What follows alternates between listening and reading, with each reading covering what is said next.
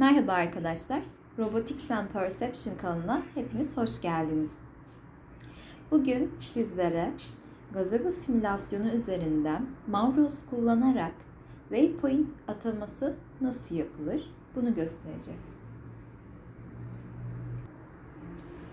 Waypoint atamasını anlık olarak da yapabilir ya da daha önceden belirlediğiniz waypointleri drone'unuza göndererek de yapabilirsiniz.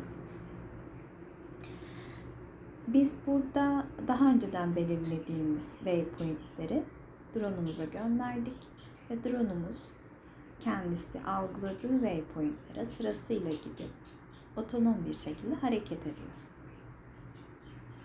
Otonom kalkış ve iniş yapmaktadır. Bizleri izlediğiniz için hepinize teşekkür ederim. İyi günler dilerim.